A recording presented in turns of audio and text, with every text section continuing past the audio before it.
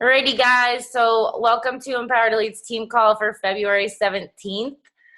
We have an awesome guest speaker for you tonight. But before we get started, does anybody have rank advancements they want to shout out?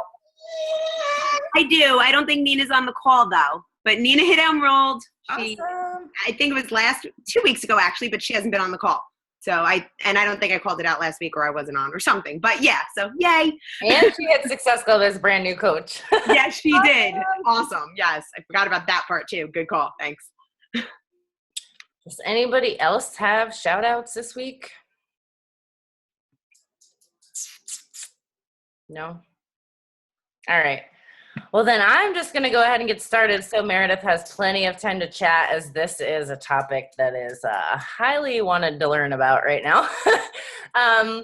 Meredith was one of the girls that I went to the conference in LA with, and we have been friends for a long time but never really gotten to spend a lot of time together. And if you want to see somebody that is driven, that is Meredith to a T in every aspect, because when we were at the conference, if she wasn't at events and in training, she was on her phone doing work for her corporate job. And it just blows me away how she's able to manage all that she does. She is a Success Club 10 All-Star. She started coaching, I believe, what did you say, July of 2014? You finally were active after 2 years? Yeah. She runs not only her account, but she runs her second business center, her mom's account, and her boyfriend's account. She ended the year last year as a 5-star elite coach, and her team was ranked 186 in the company? 188. 188. Okay. If that doesn't blow your mind, I don't know what will, because she works a full-time corporate job and has built her Beachbody business on the side. And just quickly, it was like September, October, Meredith and I had a one-on-one call, and we were talking about like how to game plan and get to elite. And I think you were a diamond still at that time, or a 1-star maybe.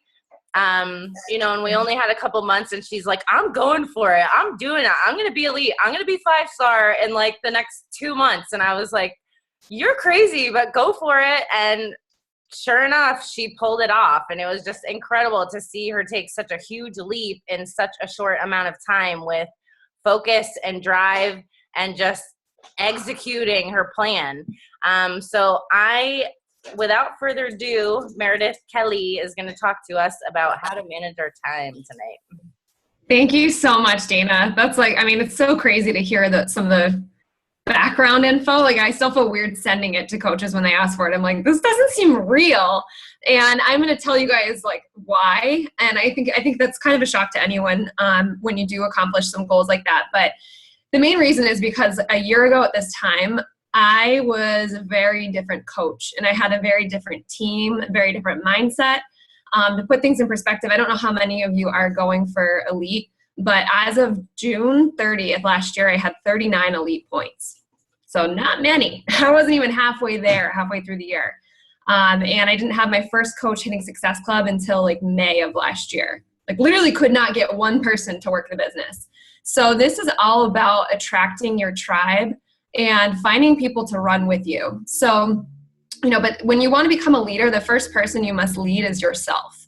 So I know Dana is such an incredible leader. Like, she was one of the coaches that convinced me to go for it. I don't know if she knows that, but I remember seeing like she was doing these like move of the day videos that I saw, and I was like, this is really cool. Like, I don't know who this chick is, but I kind of have a girl crush on her. Like, she's smoking hot, she's doing her thing, and she's playing music. And it was just really inspiring because I'd never seen anyone take that approach. And it really motivated me to get my own acting gear, because I was totally out of shape. And I'll give you guys kind of the backdrop there, but just want to let you know how much I admire your leader and how incredible she is. So if she's telling you to do stuff, definitely follow suit, because she knows what she's doing.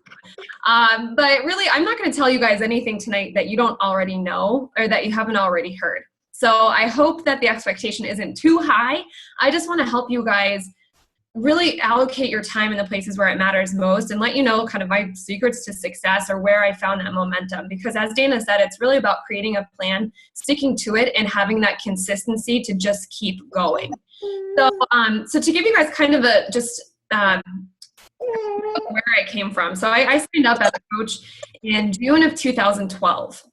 So that was a long time ago. That was like 3.5 years ago, almost 4 years ago at this point. Elizabeth Harkey came to me with this opportunity and said, hey guys, I used to work with her at Bacardi USA, which is liquor together, believe it or not. Totally different from Shakeology, but our paths crossed for a reason. I'm a true believer in that. So that's how we met, and our mutual friend is Nicole O'Neill, who is my sponsor. And Elizabeth quit her job, or not quit the job, but quit Bacardi, moved on to this job that she hated, and started doing this whole Beachbody thing.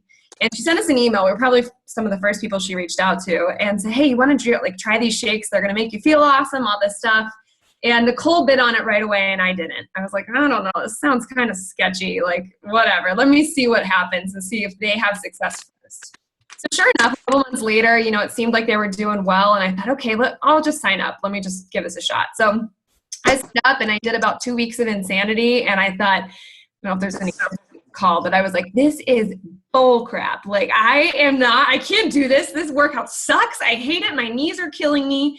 This is awful. It's really hard. So I pretty much threw in the towel and just quit. I was like, you know what? This isn't for me. And at the same time, I was still working in the liquor industry, so I was going out 8 nights a week. I don't know if anyone's ever worked in the liquor industry as a sales rep or as a bartender, but as a sales rep, you're kind of doing both. You're sort of in the meetings all day long and tasting alcohol at 8 a.m., 9 a.m., helping people create cocktails. And then you're also expected to be out at night until probably 11 or 12 o'clock. So at the age of 23, 24, that was pretty awesome. Basically my social life was sponsored and I was having a great time, but it was not adding up with the coach lifestyle. So needless to say, I was in a little bit of a rut with my health and fitness, but I wasn't facing reality. I was kind of just saying, okay, the Shakeology thing isn't working for me, so I'm just going to put my order on hold for 9 months. I can't afford it, and I'm just going to move on with my life. So meanwhile, back at the ranch, Elizabeth is, continuing her journey, and she's posting all this positive stuff. And I kind of resented her for it a little bit, just because I was like, why is she having all this success and I couldn't hack it? So being the naturally competitive person I was, I sort of just decided to turn a blind eye to it. So I think I unfollowed her. I think I turned off the notifications or dropped the cookie, and I just kind of continued. So anyways, fast forward 2 years. I got a new job. I started working for Oracle, which is the company I work for now. So totally different industry. I started working in database technology and healthcare. So that was my world flipped upside down. And I thought, okay, this is awesome. I'm going to have this job with this big name corporation. I'm going to be making more money. I'm going to be on a 9-to-5 schedule. My life is going to be great now. So I got there and it was good for a couple months. And then I realized I was still in this rut. And I realized throughout this process that nothing was going to make me happy until I started making myself happy, because I had this awesome job. I was making more money. I had an awesome boyfriend. I had a great family. Everything was right in my life, but my health and my mindset was in the toilet. So I decided to take back control. The start date was July 7th, 2014. I decided, you know what, I am going to just give this 21-day fix thing a try, or at least do actually back up. I decided to do 100 days of healthy. So I don't know if anyone we've been Facebook friends since then, but I decided to start this hashtag where I would just put up one healthy thing every day for 100 days. And I'll go into the details of where I got that idea, but I just thought, let me just do this. Social media isn't my thing, but I'm going to do it and just see if it holds me accountable, because I know I'm not going to get to day 17 and quit. I'll look like an idiot. So, at the time I was very insecure and cared a lot about what people thought of me. So I knew that was my way. Let me just put it out there and just see what happens, with no intentions of coaching whatsoever. But I knew I had the tool set. I said, you know what, let me try to drink Shakeology every day. Let me do the 21-day fix here and there, see if this actually works. And lo and behold, by day 20, I was already having results. I was like, wow, I feel good, and this is really cool. And I started to realize that I was having people following me on social media, and I had people messaging me very organically, just to be like, what are you doing? This is really cool, and you inspired me to go running again, or you inspired me to get to the gym, and can you share that recipe with me? Just things where it was starting conversations, and I didn't feel like I was forcing it. So it kind of clicked for me. All of a sudden I had this light bulb moment where I thought, this is what coaching is. It's not another sales job. It's not me putting up advertisements every day or like bombing the internet with my links. This is just me like trying to get healthy and show people what's possible. So all of a sudden it really started to fuel my fire. And I thought, you know what, like I have to keep going. I got to show up. I have people that are like depending on this. And it really gave me that sense of accountability just through this stupid hashtag. Like it was crazy. And it really got me out of my comfort zone. But I think that's truly what I needed to understand what I was capable of. So throughout those 100 days, I mean, I was blown away with what was accomplished. And I started to, not only personally, but for other people. I now had these other people that I had impacted. And that was the most amazing feeling I'd ever had. So I kind of got the bug. I don't know if anyone else has ever gotten that with Beachbody where you're like addicted. All of a sudden you're like, this is so awesome. Like I'm making like $20 a week, but I don't even care because you just feel so good. So I had that and I thought, you know what, like maybe I can make this happen, but I don't have time to coach. Like I have a full-time job. It's just not, I don't have time for this, but I can at least send people my link and like keep going with this whole social media thing. So I did it. I kept going and over the course of a few months, 6 months, I was hitting Success Club and I had a little team forming. I had reached diamond rank and didn't really get what that was, but then I wanted to go to Summit. So, I'm going to make it to Summit. So I got off the wait list and I decided to go. And that's where it all changed for me. So as I said to you guys, I didn't have one coach in Success Club until May of last year. And I barely had any elite points. I didn't even know what elite was. But I went to Summit and my world was completely rocked. I was like, holy crap, this is like real. Like there's people that are making legit money with this and they're freaking happy. Like that doesn't, in my world, that doesn't happen. The people that make good money in the industry I'm in, they are stressed out. They don't see their families. They don't sleep. They look like hell. And that was something, that's kind of what I attributed for success. I thought, you know what, if I'm going to climb the corporate ladder, I have to accept the fact that I'm probably going to be traveling until I'm in my 50s.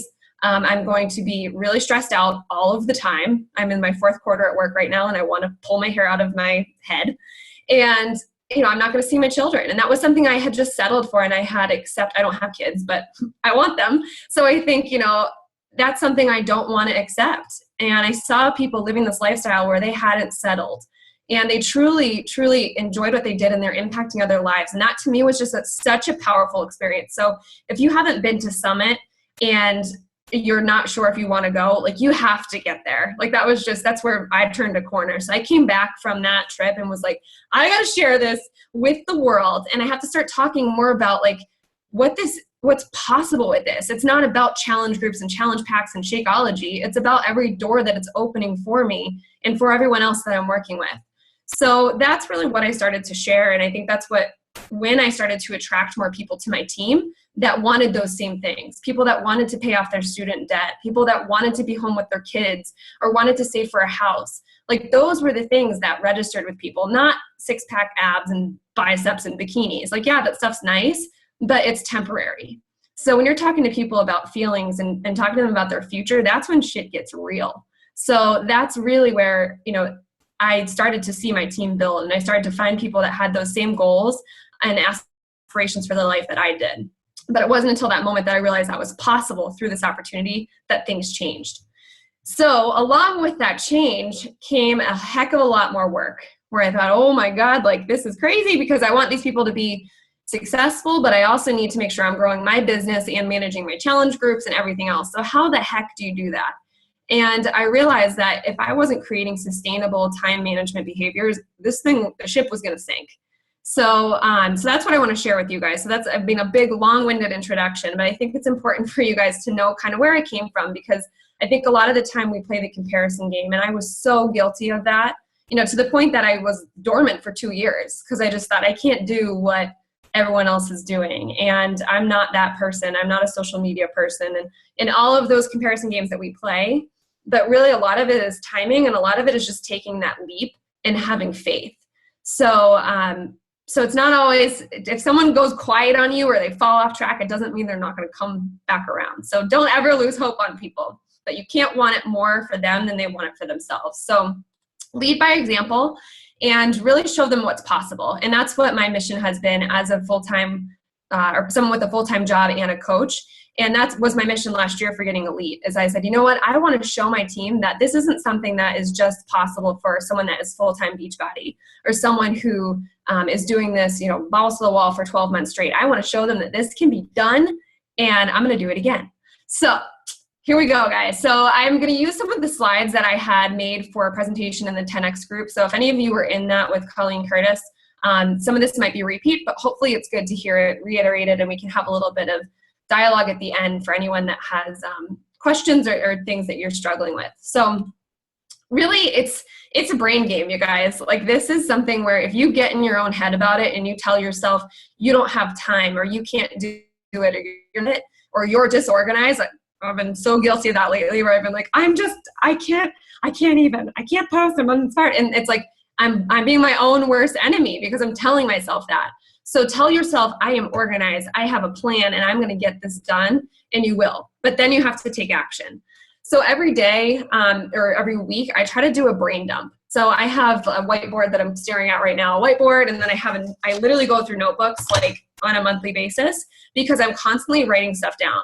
So if I have to-do lists, I have little sticky notes everywhere. It's kind of organized chaos, to be honest. I'm not that super rigid, but I have to get it out of my brain, because if it's like your most dominant thoughts are your reality. That's so true, Dana. And, if I have it in my head that I have so much to do and it's like swirling around in there, I get paralyzed. Like, I can't move forward. So really, I think it's important to get that out on paper, get it in the notes section of your phone, create a Google Doc for yourself, whatever you need to do a brain dump is what I call it, and just get it out of your mind. So I do a brain dump. I write down all my tasks, and this is stuff, whether it is Oracle, if it's personal life, if it's Beachbody, if it's errands I have to run, I write all of that down. Like, I just dump it. And then if it's all over the place, which it usually is, I do I take color-coded highlighters and I color code things. So I use pink for Oracle, blue for Beachbody, green for my personal life, and I highlight things into categories. And then I look at it and say, okay, of these tasks, and I've gotten better at like mentally chunking it down and like dumping for one section at a time, but I literally used to have to do it like all over the place. So I will take from each category then the top 1 to 3 tasks, but usually 1 or 2 because they are getting more intricate, like building trainings and things like that. So I will take the top task and I say, okay, that's what I need to get done this week. And I work solely on that task, and I don't move on until it's done. Because I have shiny object syndrome, where I will literally be all over the place. I'll have 15 irons in the fire, but nothing's cooking because I'm not focusing my time and giving my full effort to any one thing. So make sure, I'm a true believer in the importance of multitasking, but when it comes to getting your important tasks done, you need to be focused. So that's really how I categorize things. And honestly, like, I don't move on unless things are done usually. I've been really pretty bad at that lately, to be honest, and I can tell I'm suffering because of it. So I'm doing a lot of these calls, and every time I'm like, I got to get back to my own advice. But, don't move on until something is done. And even if that means you need to sacrifice in other places, do it, because it will pay off tenfold in the future. And then anytime you feel like you're getting hung up on a task, which I know we all do, whether it's Facebook scrolling or whether it's over analyzing a post that you're making or over filtering something and thinking, should I flip it this way? Or that, is it a business building activity? Always ask yourself, and what I'm worried about or what I'm hung up on, is this a business building activity? Because if the answer is no, just hit post and move on, or X out, close out your apps and shut your phone off, put it on airplane mode and focus. Because we get really caught up on things that are a complete time suck, and it becomes such a distraction that we're really taking away from the business building activities that we should be doing. And I'm going to get more into that. But one of the things I also do is I set weekly and monthly goals. So, I'm someone that really thrives on deadlines. I don't like being under pressure, but for some reason that's when the magic happens. So for instance, Elite, I was like, all right, I got 2 months.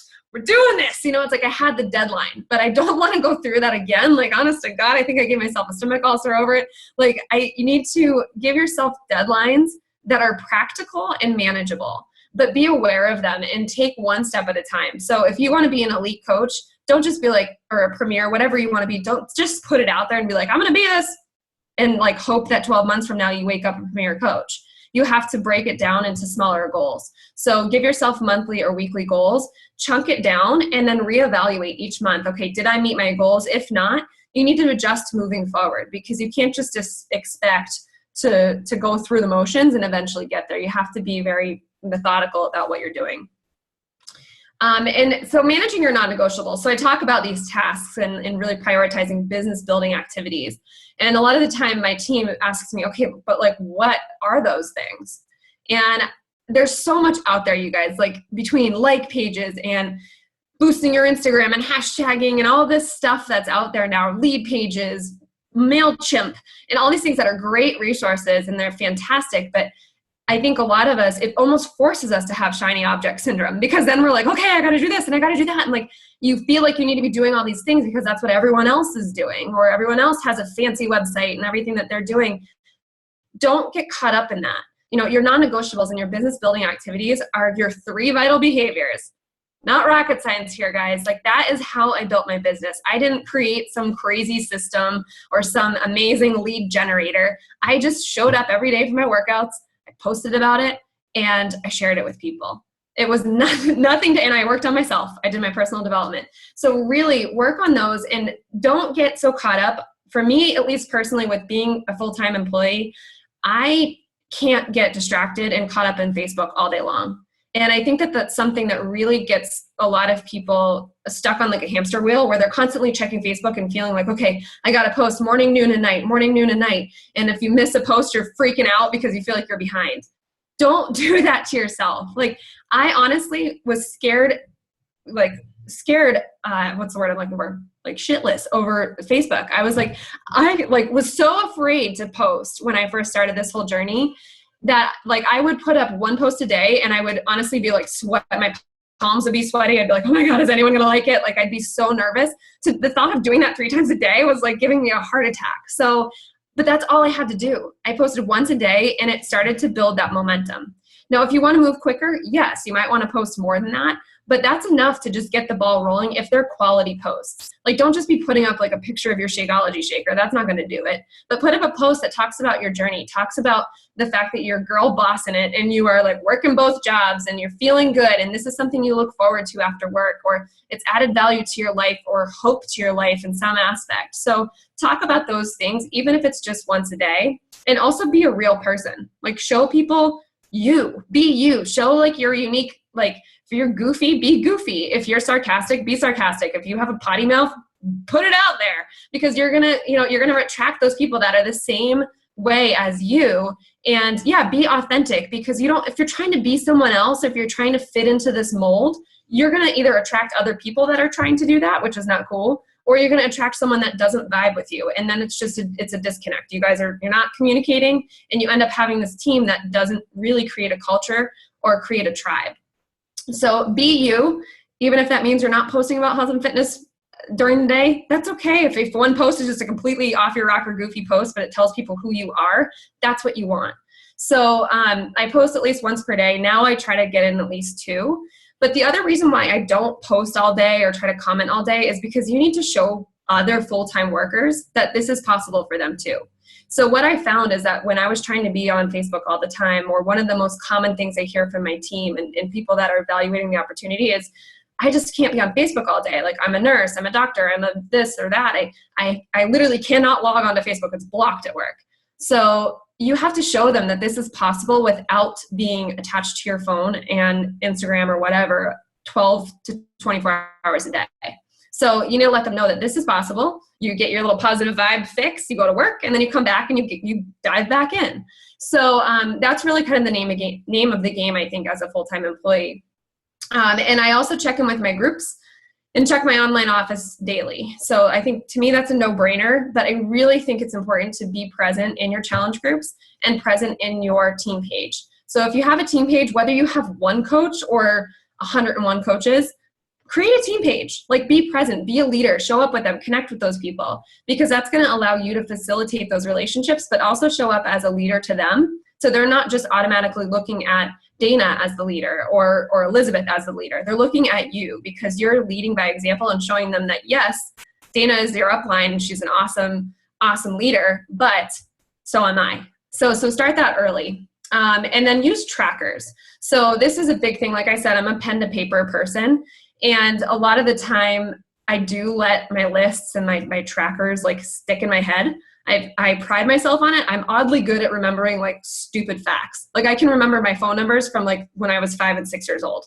Like, I don't know why, but it's like, I'm really good at that kind of stuff, but I know eventually it's going to catch up to me. So make sure that you are organizing your thoughts, because I've also been caught sometimes where I'm like I'm like asking someone a question that is the complete wrong person, where I have like the conversation is completely wrong. And they're like, that wasn't me, but it sounds pretty cool. See you later.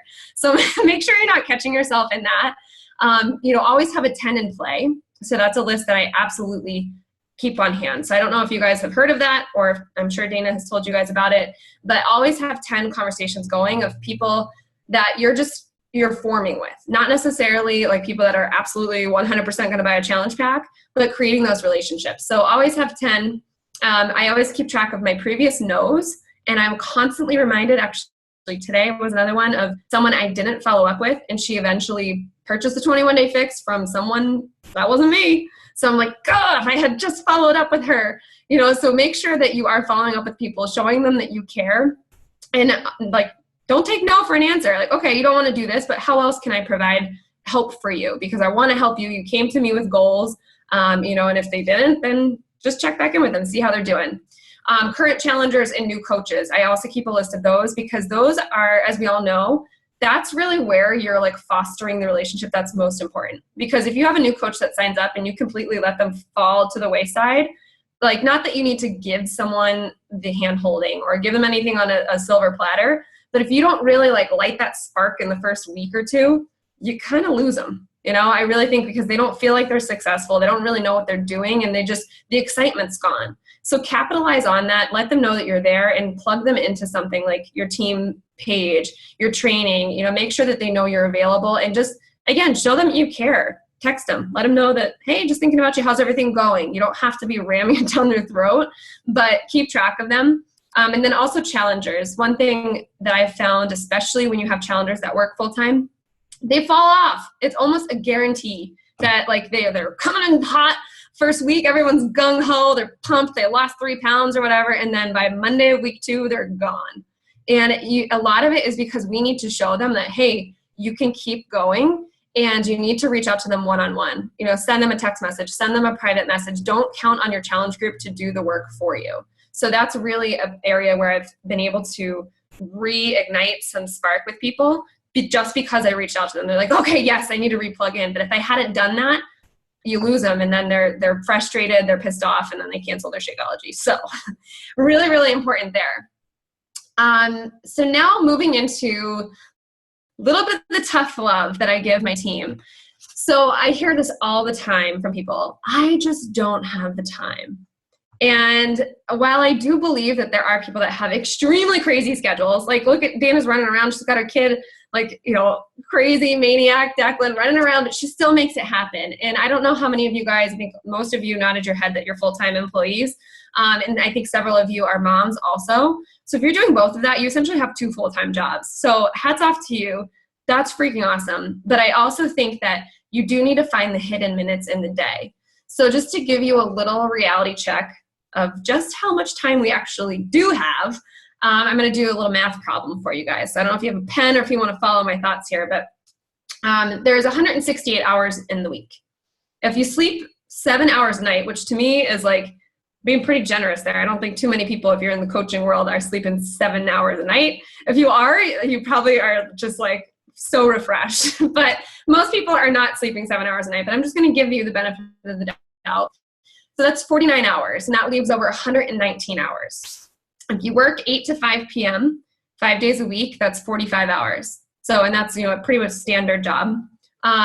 And usually what I would do during that time when I was working, because now I travel from Maine down to Virginia. So I cover 9 states. If I'm not traveling, I'm working in my home office, but I'm usually on conference calls and emails and doing all kinds of administrative crap all day long. So I have to be focused, or else I'm at my computer until 11 o'clock at night doing that stuff.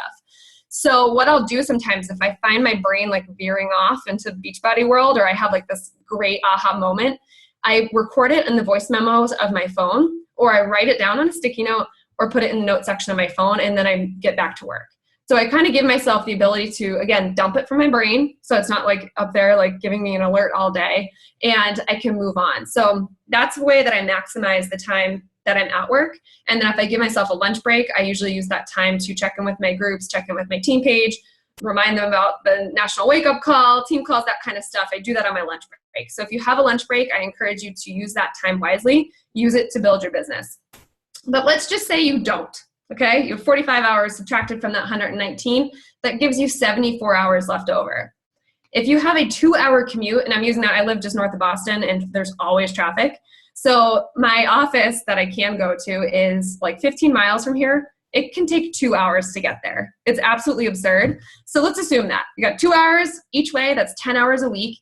You should be a personal development master. Like, use that time, you guys. If you are in the car, listen to a podcast, listen to an audiobook, listen to a call. YouTube, you guys, if you go on YouTube and you like Google YouTube, if you search on YouTube for Bonnie Engel has a ton of great calls. I think she's got a lot of great trainings. Brandy Botts has a lot of great trainings with other coaches, Andrea Crowder. I've Googled a lot of those I keep saying Google. I YouTube search a lot of those, and they have a lot of like Star Diamond training calls and stuff about different topics. So if you're just not feeling the podcast vibe, then search some sort of YouTube video or training and soak it up while you're driving.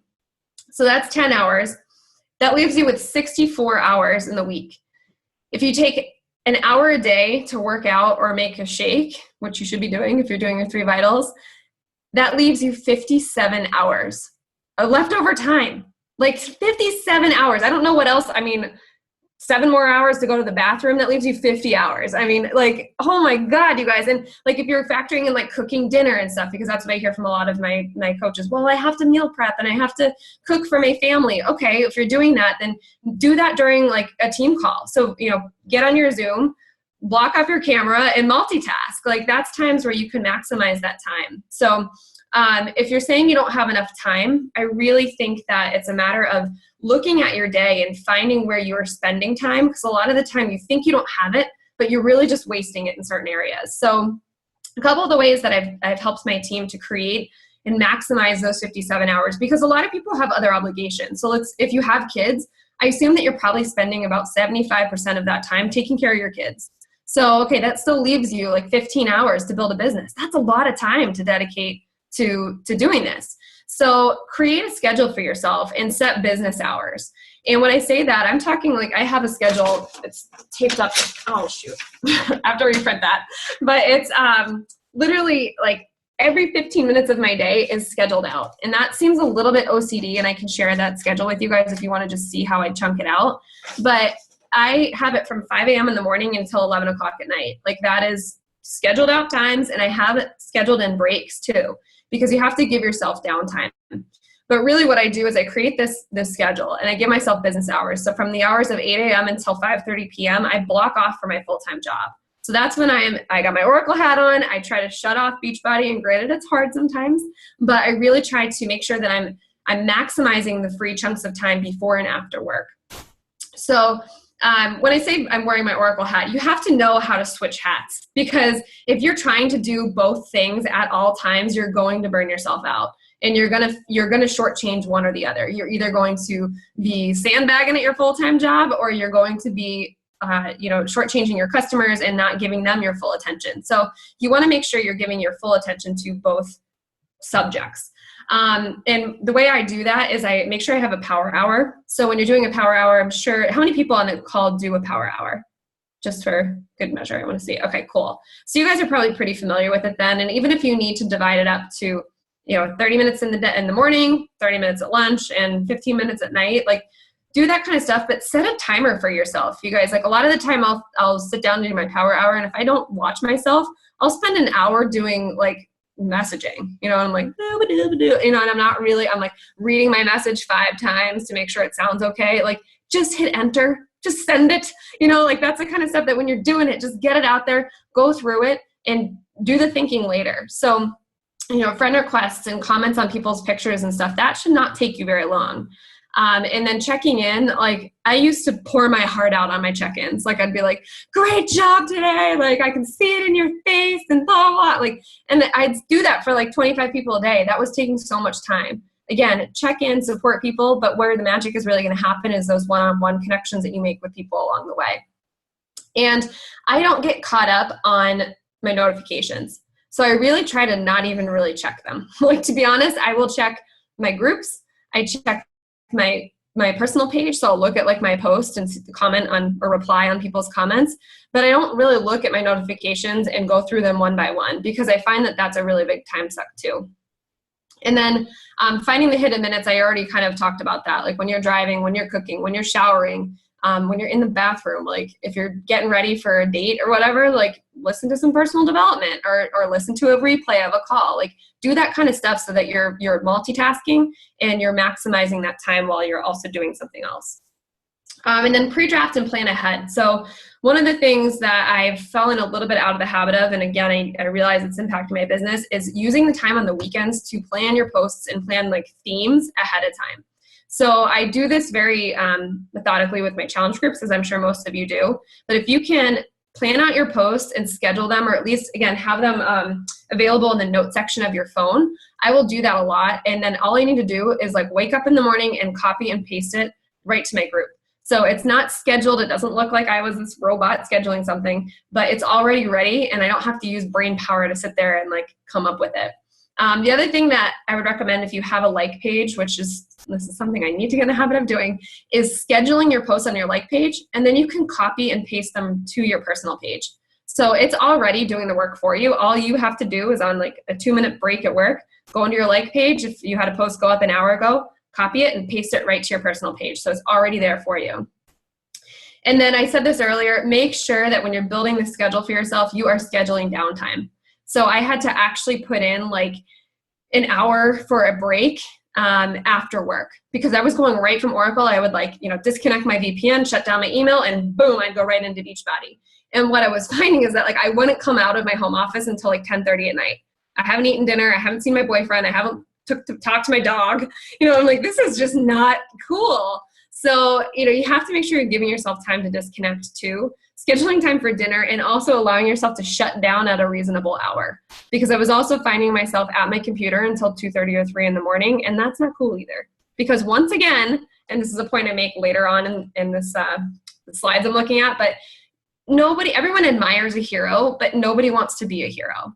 So don't overextend yourself and try to be doing everything and showing people like, I'm never going to sleep. Like, I'm just going to get this done, because it shows people that it's not actually possible. Like, you have to be a machine to do this. And while I do pride myself on having a lot of energy and being able to function on minimal sleep, not everyone's going to be able to do that. So don't be a hero. Don't make this harder than it has to be, and just be methodical and show up every day with those 3 vital behaviors. So let me see. I have a couple other things in here that I already touched on, but if you're still having trouble, so I feel like I've like poured a lot of information on you guys, but if you feel like, okay, I'm doing all those things and I just still feel like I'm not getting it, I have to, again, tough love, you're not making enough sacrifices. It's either sacrifices or you're not focused enough. Because if you have an hour of time in your day, you should be able to be making an impact and reaching at least 3 people a month.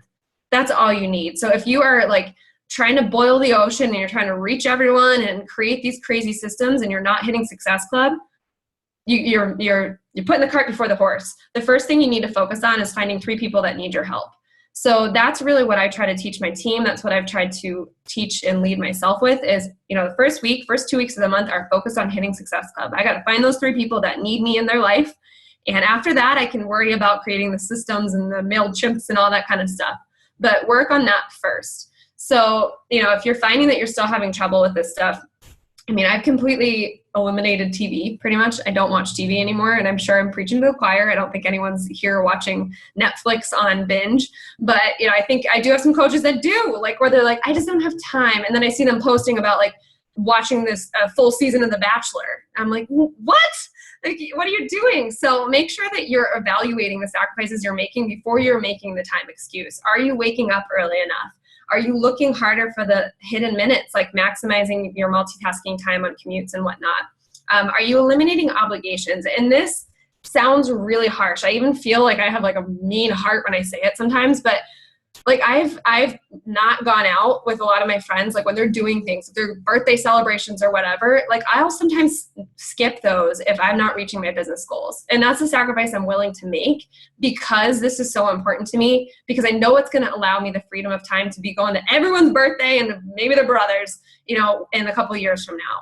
So the way I look at this, and I'm digressing a little bit, but I have a coach on my team who, let me back up a little bit. When you are eliminating obligations, you're going to burn some bridges. So, you know, you're going to have some people that just don't get it. They're going to be like, but we go out for drinks every Tuesday. Why can't you come? You know, your stupid business. Like everyone thinks that this is taking you away from them. And I do believe that you need to work on keeping those friendships alive and keeping in touch with people, showing them that you care whether they're part of your business or not. But if they're not supportive of you in something that you're doing to better your life, then they might not be that great of a friend, to be honest. And that was a tough pill for me to swallow. But I realized that in this full experience, I realized who my true friends are and who really cares about me and my well-being too. So you got to find the balance there. But the way I've learned to look at this, and maybe this is a little bit extreme, but one of the coaches on my team is a full-time blogger. And she wrote a really interesting article about starting your own business, like a blog or, you know, whatever your business is. If you're someone that makes coffee cups, you know, and you have this dream to make $1 billion business out of painting coffee cups, like people should be pumped for you. They should be like, yes, like you go girl, like you do it. And if they're not, you have to, again, reevaluate the friendship. But the way she used, the analogy she uses, if you were training for the Olympics, like if you told someone like, you know what, Dana, I'm going to be the freaking best bobsledder in the USA in 4 years, and I'm going for it. Like in the next 4 years, I'm dedicating 40 to 50 hours of my week to bobsled the shit out of this thing. Like people would be like, okay, you know what? I'm going to root for you. I'm going to watch you on TV. And when you win that gold medal, I'm going to be so proud of you. Like that's what people are going to think. But when you tell people that, oh, for the next 3 years, I'm going to be building this business and I'm going to go balls to the wall, they're like, you're doing what? You know, so think of this as the Olympics. Like you guys, you got to push hard for 2 to 3 years. That's it. If you push hard for 2 to 3 years, this could be a well over 6-figure business that allows so many opportunities for you and so much freedom in your life. So again, if someone's not going to support you in that or see the vision, you're not going to be able to force them to see it. So just do you, keep going and hold that belief that you're going to prove them wrong. And in 3 years, you're going to be the best friend there is, because you're going to be able to do whatever. So that's just my 2 cents on that. Switching back to sacrifices. So the other thing is, if you find, okay, I am literally not talking to anyone besides my computer screen and my Facebook Messenger, then yeah, you got to find some balance. You got to be able to scale back, be there and be present for the people that mean the most to you in your life and the ones that are supportive of you. But in doing that, you might need to outsource a little bit. And this is something that I have a really hard time with because I'm kind of a control freak. Like I like to have my hands in everything. I like to make sure that things look good and like it's the brand or whatever that I want to represent. But at the end of the day, done is always better than perfect. And your sanity is more important than you controlling everything. So, you know, empower your team to step up. And this is something that I think has really helped my team to grow, is I've given them opportunities to lead team calls. I've given them opportunities to make different creative things to hype up the team and build morale. And that's something that, you know, I think people they're not going to ask you, hey, can I lead a team call? But if you recognize something that they're doing and ask them, hey, do you want to talk on our team call? They're going to be like, oh my God, yeah, like that's cool. And they might be really nervous, but that's what's going to push them out of their comfort zone to grow. So empower your team to step up and take some of that off your plate, and delegate things like on Elance. You can do like leaderboards, recognition posts. And this is one thing that I haven't done yet, but I've heard a lot of coaches doing it, and it helps because that kind of stuff can give you an extra 10 to 15 minutes, maybe more in your day. And to me, those are really valuable minutes. And the last thing is, if you have a spouse, you know, I know there's a lot of moms, a lot of people in relationships in this group. You have a lot going on, but make the significant other in your life part of the team, because that's the person that can really make or break you in your business, in my opinion. If my boyfriend wasn't supportive of this and he wasn't okay with me being in my office for an additional 20 hours a week, I would not be able to be successful. Like that would break my heart. But he's on board. He's become active as a coach. You know, he's doing his thing, and I have outsourced the grocery shopping and the cooking to him. like, and he likes that. He's like, you know what? Because I was really nervous to ask him to do that. But he was like, you know what? Yes, like I'll do that, because it makes him feel like he's part of the team. So don't let your significant other sit back and say, well, this is a business that's taking you away from me. Invite them to come in, make them understand how important it is to you, and give them things that are going to help contribute to the business. And anytime I talk about the business and the income that I'm making, I talk about it with Chris as if it's ours, because it is. Without him, I wouldn't be able to do this or have done this as quickly as I have. So if that's something that you are blessed to have in your life, take advantage of it and be grateful for it, and make it work for your advantage. And then last, I kind of already touched on this, but be realistic and balance this, because if you can't tell, I get really fired up over this whole topic of like time management, and this is all the things you need to do. But like I said, don't try to be a hero. Boil it down, you guys, to just doing your 3 vital behaviors. Like, you can build a schedule and make this seem as complicated as you need to make it feel, but really at the end of the day, it's showing up and showing people that it's possible to make a change in your life. So do that. Give yourself downtime. At the end of the day, airplane mentality. Like, you know, you have to put your oxygen mask on first before giving it to other people. So if you are sinking and you feel overwhelmed, disconnect. Like, shut your computer down, shut your phone off, go work out, do personal development, make the best shake you've ever made, and like go for a walk. I don't know, like take a day off if you need to. The world and your Beachbody business is not going to implode if you take a day to disconnect. And I think we need that sometimes. And we all put our pressure on ourselves to go, and just don't stop until it's done. And I'm so guilty of that at times. And I know Dana's talked me off a ledge a couple times where I'm like, I'm just burnt out, you know, and she's like, disconnect. I'm like, but I can't. So, I mean, you have to force yourself to do it sometimes. Put your oxygen mask on, and then you can be the best you for other people. And I've found that in doing that, share that. If you're burning out and you are like, oh my God, I can't go on. Like, I need to just chill. Like, make a post out of it and then turn your phone off, because people relate to that, and your team will respect you for it. And they will appreciate the fact that you are human, because if they see you doing all this stuff and never taking downtime and always showing up, they're going to think that that's what they have to do too. And you're going to lose people along the way. So that is, I think it's a little more long-winded than usual, but as you guys can tell, I get really pumped about it. So if you have specific questions, I'm so happy to answer them. If you're struggling with anything in particular, I'm happy to help you however I can too. I absolutely loved everything you just said. I took 2 pages of notes, and I have to tell you that the last thing you just said, that last like 3 minutes, was probably the most impactful for me, because I've had to learn that too. I burnt out so many times last year, I couldn't even tell you. And I just, you know, it would be the nights when Declan would go to bed and work until 3 o'clock in the morning, like drinking coffee like a crazy person. And what you just said about showing your team about having balance, you know, about the balance with the sacrifices is so important, because I didn't grasp that for a long time. Yeah. I just thought like I need to sacrifice. And like everybody's going to work as hard as they can. And I never made any time for downtime. And that was why, I don't know if you guys saw, I made a post last night about choosing a word for this year. And my word was balance, because that is not something that comes naturally to me. And it's almost to the point where I feel guilty if I'm not being productive all the time.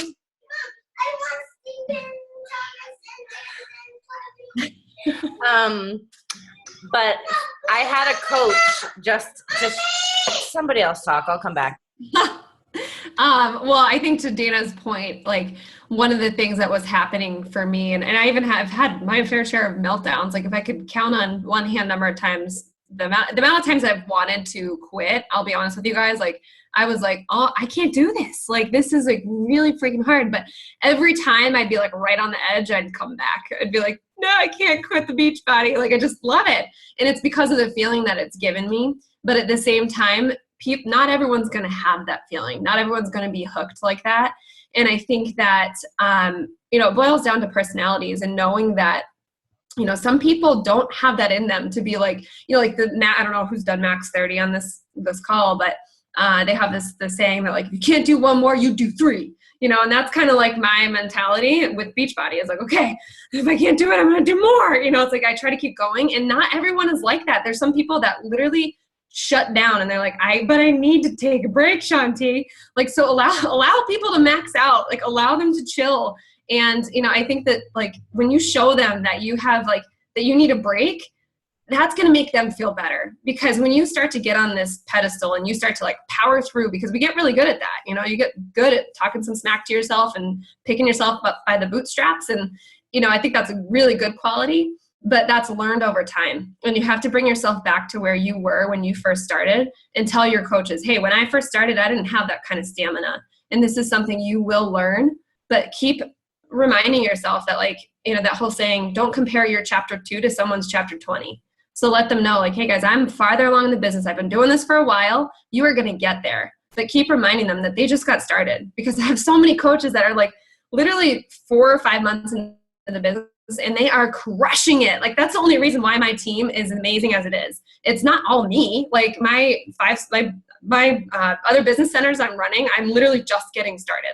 So it's like, it's been them. Like, they've been the ones that have been making the strides, and they're so hard on themselves. I see them like, but I'm not making X amount of dollars, or I'm not breaking this volume point. And, I try to keep reminding them, like, guys, you just got started. So make sure you're giving people the reality check that like they can have the grace of taking a step back, taking a breather, and then, moving forward. So anyways, Dana, pass it back. What I was going to say, was that my first 2 coaches that hit Diamond, they both quit. And when I sat back and I reflected on why, obviously it was things that went on in their life, but I know that part of what I could have done better with the leader with them was the fact that I was just so relentless. And I was working at this super fast pace and hitting crazy Success Club numbers. And they both had full-time jobs, and I had already, become full-time with coaching almost. And it was like, they were trying to work at the pace that I was working at, and I was not able to have the ability at that point to work at the pace that they wanted to work at and the pace that they needed to work at to be able to maintain it. And, it's different when you're a single mom versus when you're with a significant other, or you're married, or you have kids, or you don't. And all those things come into factors of how much time people have to sacrifice and what their job requirements are and all these other things. And it was a really hard lesson for me to learn, that I, had to step back and learn balance big time. And that is something that I'm doing a lot better with now. And I mean, my leaders that I talk to on a daily basis know this. But it helps me be a lot more productive when I am doing my work, because it's effective work. And it also allows you to really have joy when you are doing your work, because you're not feeling stressed out and burnt out and like you're always trying to play catch up and you're never getting enough done. Because that shows through. It's important. It shows through to your audience and your post. When you're burnt out and you're not feeling inspired, or you're feeling like, oh my God, like I have to get this post up for the sake of posting, it shows, and that's the kind of stuff that I truly believe in. If you have that vibe going on in your head and that's what you're hitting post with, then that's what's going to come out to your team, to your audience, to your challengers. So get yourself in a good mind place. That's so true. And I think that probably everybody can relate. Like, you have a night where you don't get a ton of sleep and you wake up the next day and you just feel like anxiety ridden from the time you wake up. You have no creativity what you want to post. Like, you don't feel like being inspiring in your challenge groups. You don't want to answer messages. And putting yourself first, like what did you say? Putting your oxygen mask on first. I always call it filling your cup up first. Like, you can't pour into other people if you're not pouring into yourself first. That's so true. Yeah. Since it's 9:30, does anybody have questions for Meredith? Yeah, I have a question. Yeah, what's up? Okay, so I feel like I've had these big goals for a while now. And I guess, like, you and I talked at Summit or whatever about your goals, and our goals were, I mean, I don't know if I really planned on hitting elite like you did. I didn't get as crazy as you did. But I guess I'm sort of wondering what you think, or what your advice is. I think for me, I'm just still struggling with my goals being helping someone else hit their goals. Mm-hmm. And like that, I don't know. I mean, I know it's my leadership and I'm doing my personal development and, like, but what are the things that like I can do to help other people? I'm just like, I want to help my people reach their goals, and I want to make sure that I'm moving forward, but I don't know. I guess like, what are your biggest, sorry. Mom, what would you say like contributed to you like putting the game face on to help like, and what helped you help others, I guess? I don't know if that question. That's a good question. And it's kind of loaded because there's a lot of like emotions that go along with it too. But I think it was really, I mean, the turning point, like I said before, was finding people that wanted it for the same reasons that I did. Not that they're identical. I have other girls, some of my other diamonds are married, and one of them is happy at her full-time job. Not that I'm not, but it's like we're all kind of on different wavelengths, but the one thing we have in common is debt. Like we're all trying to get out of debt, and we're all trying to just be better versions of ourselves. And I think that that's overplayed sometimes because people don't really get it. So when I had people that started, screw freaking debt, but when you have people that relate to that struggle, like when you're in that struggle together and you see this as the way out, I try to first pave the way, like show them, okay, this is where I'm at, and I get real with them. Like I'll tell them numbers, I'll tell them what I'm earning, because I truly believe that was self-made. That's not something that was, I'm on the inside of a weak leg, and it's like, that was something where I was like, I'm making it happen. I'm not taking excuses or making them. And, I want to show you what's possible. So I'm very open with them on that, but I also break it down. Okay, like, do they want it and why? And then, because there's a difference between wanting it and actually wanting to put in the work. So I try to be very realistic with them in terms of numbers and upfront and say, okay, well, you need to get to Success Club every month and all this stuff, but help them with their posts. But I think what happened was I put my goals on the back burner. Like, yes, elite was like a big overriding thing, but I thought, okay, in order to get there, because I'm kind of a numbers geek, like I love like creating graphs and spreadsheets and things. So I was like, all right, if you can't tell by that math equation, I get turned on by numbers. So I was like, all right, I need 5 people to hit Success Club every month.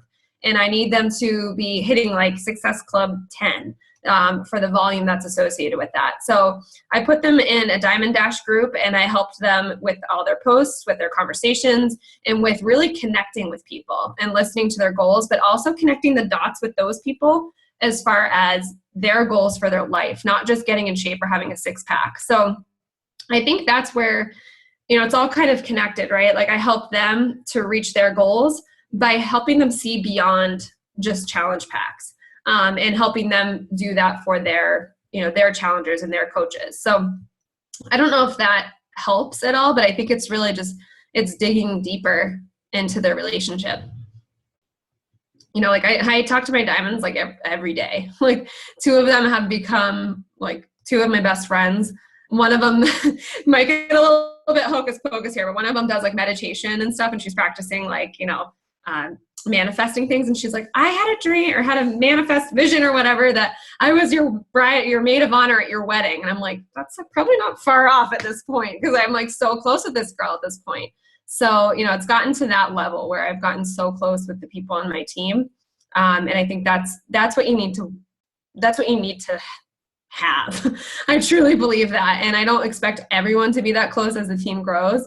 But it will happen if you just keep going and if you kind of set that intention and put it out there. I don't know if that helped, Kelly. Yeah, it helps. Thank you. And I don't know, it's so hard, to like make that switch to like, you want to help and you want to help them, and trying to figure out like how to help them, and everyone's different, and like when to let go when they don't really want it, like it's a balance for sure.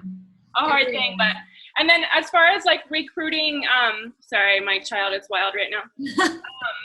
As far as recruiting, you mentioned just like changing the tune of your post. Is there anything else like that helps with that? I think that, but also, I have 2 thoughts on that. Number 1, excitement and enthusiasm is contagious. Like when I used to try to be like coach life, like whatever, like it wasn't me. Like it was so fake. Or I would put up like this post about like, I don't even remember, but I just know that I'd put up like a word swag thing that was like, want to work out and get paid for it or something. Like it wasn't, that wasn't me. Like now I put up like a friggin' weird face with me and like a mask and a glass of champagne, and I have people that are like, I want to do it. I'm like, really, what? But it's like, that's when you're putting you out there and you're saying like, this is what I do as a coach. I'm myself. I have fun. I go on trips. I build friendships. I help people reach their goals. Like when you're like putting it out there and you're pumped about it, because quite honestly for me, that's genuine. Like I'm not like making that up. I'm not I'm not like tickling myself to put on a smile. Like that's like me. Like, so, you know, I really think that being authentically you, whatever that aspect is, and tying that into coaching. So for me, I've tried to really exude who I am in my posts, but the second thing is exude who you want to be and where you want to go. So for me, like my mission is to, and this is a crazy, scary goal, but is to pay off my student loans this year. So if you knew how much I had to pay off, I mean, right now, if I pay my monthly payment and I'm tracking on it, my end date is November of 2035. So yeah, this is like a really bold goal. But for me, like I've put it in my head that I'm freaking doing that. And I've been talking about it for the last year and a half. Like I'm paying off my student debt and I'm saving for a freaking house. You know, so I say that in my post, like this opportunity is allowing me, because it might not be this year, but I'm going to be a hell of a lot closer than I was if I didn't start this year and a half ago. So I put that out there that I'm paying off my student loan with this opportunity. I'm able to save for a house. I'm able to, you know, go on trips that I haven't been on a vacation in like 4 years. So for us to be going on a vacation in just a couple weeks to Jamaica and the Bahamas and have it paid for is unreal. So talking about those kinds of things that this opportunity has allowed for, yeah, with the disclaimer, but without you, you know, without this opportunity, I wouldn't be doing any of those things. So when you start talking about that, even if it's not guaranteed, like if you have student loans that are probably scheduled out till 2035, you might not pay it off this year. But again, you're going to be closer. So when you put that out there, it gets people's wheels turning. And when they read their posts, I think we've all heard this, they're not thinking about you and your student loan getting paid off. They're thinking about theirs. They're like, God, Sally Mae is still knocking at my door. Maybe I should try that, you know, because you've moved beyond the just challenge pack and getting in shape, because that again to me is superficial. That's not something that's gonna like change your world, because if the rest of your world is falling apart, it doesn't matter if you have 6-pack abs. So does that help? Yeah, thanks, Meredith. Yeah. Like I said, I'm not a person of few words. I tend to get really long-winded, but I know it's late, but I'll stay on as long as you guys have questions. So if anyone else has anything else they want to chat about or have advice on, I'm happy to answer. No? Any last questions, guys? No? Okay, well, the last thing I just want to say with you guys too, just as we're talking about all this, is when you're working full time and you're coaching, it can be really hard. But I think being real and putting out, like to kind of touch on what Kelly talked about, putting out there what you want. You know, like if you want people that are going to be hard workers and want this for the same reasons as you have to talk about it. And you have to talk about the sacrifice that's required. So be upfront. And like I say that, like I've had a couple posts where I put up like me chugging a cold brew because I'm like losing my mind and I don't drink coffee. So when I do, I go off the wall. So, you know, I have a picture about that. I'm like, I've been up for 74 hours, but it's worth it because I freaking love what I do. So when you say that to someone, or when you show someone that, A, they know there's sacrifice required and you're working your butt off, but they also know that you're fulfilled. And that is a very rare thing for a lot of people in life and whatever they do. You know, people follow the path that society accepts and then they're miserable. You know, they get these fancy jobs. They're a lawyer, they're this, they're that, and they're still not happy. So I think when you address that, people realize like, okay, there's something else out there. So just be real, be you. Yeah, doctor, I don't know if you are Dr. Katie, but you know, that was always something that, you know, I was striving for. And it was like, for what? You know, so be real with people, be you, and be upfront. And if you're not putting it out there, that's why you're not getting it. So put it out there and it just be persistent and it will come. Yep. Love it. I love it all. Thank you so much, Meredith. You're so welcome. Thank you for having me. This team is awesome. Like I can feel the energy. Like there's certain times you get on these calls and you're like, everyone's just like flat face, and I really respond to like expressions. So thank you guys so much for listening, and giving me the chance to be here. I hope this helped a lot of you guys. I know that last week when we talked about excuses, that time management was one of the most common ones. So I hope that you all took a lot of notes and a lot of takeaways. I will post a recording tonight in case you want to tag some coaches that weren't able to get on. Thank you again, Meredith. You're welcome. And if you want, I can share my schedule with you too. I know a lot of people have found that helpful to just see how I like lay out the hours, because sometimes you hear this and I talk a million miles an hour and people are like, what did she just say? Yes, I would love that. You send it to me, I'll post it in the team page. Okay. Thank you again for taking time out of your crazy busy schedule to share with us. I wouldn't want to be anywhere else. Thank you guys for hopping on, and we will see you next week. Bye. Have a good night, guys.